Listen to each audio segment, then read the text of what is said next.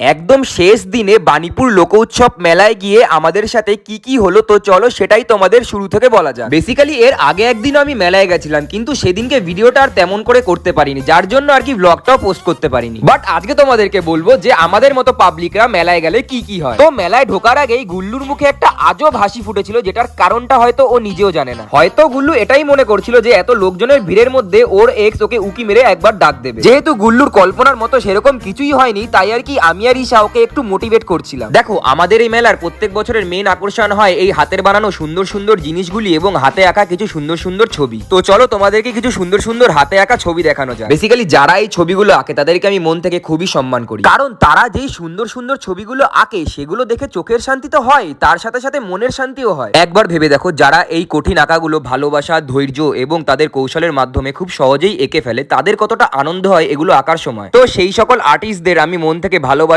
এবং সম্মান জানাচ্ছি, যারা আমাদের চোখ এবং মনকে এত সুন্দর সুন্দর আঁকা উপহার দিয়েছে। এই যে তোমরা অল্প কয়েকজন লোকের ভিড় দেখতে পাচ্ছ, সেখানেও বেচারা গুল্লু ভাবছিল ও নিজের এক্সকে খুঁজে পাবে। মিকি মাউস রাইডটা চড়ার জন্য তো ঈশা খুবই কান্নাকাটি করছিল, যার জন্য আমি ওকে এটাই বোঝাচ্ছিলাম যে তোর বয়স আর হাইট দুটোই খুব বেশি হয়ে গেছে এটা চড়ার জন্য। মিকি মাউস চড়তে না দেওয়ায় ঈশার ব্রোকেন হার্ট জোড়া লাগানোর জন্য গুল্লু ওকে হার্ট শেপ ওয়ালা বেলুনের আগে কিছু ফটো তুলে দিচ্ছিল। এরপরে ঈশা একটা দোকান থেকে কানের দুল কিনছিল এবং কানের দুলগুলো দেখে গুল্লুর পুরনো কিছু কথা মনে পড়ে গেছিল। গুল্লুর এই সমস্যার সমাধান কি করে করা যায় সেটারই উপায় ভাবার জন্য সবার আগে একটু মোমো আর কিছু ফুচকা খাওয়ার পর আমরা একটাই সমাধান বের করতে পেরেছিলাম, যেটা হচ্ছে গুল্লুর বিয়ে। গুল্লুর বিয়ে উপলক্ষে আমাদের বন্ধুদের যেটা কর্তব্য সেটা হচ্ছে পাত্রী খোঁজার আগে গুল্লুর বিয়ের গিফট খুঁজতে হবে। আমরা বন্ধুরা ঠিক করেছি যে গুল্লুর বিয়েতে এই গদিওয়ালা খাটটা দেবো, পাত্রী খোঁজার দায়িত্ব গুল্লুর, সেটা আমাদের না। যাই হোক, এই বছরের মতো মেলা এখানেই শেষ, আবার এক বছর অপেক্ষার পর আমরা বাণীপুর মেলার দেখা পাবো। তো আজকের জন্য এইটুকুই, দেখা হচ্ছে নেক্সট ব্লগে। টাটা, good bye, love you, see you.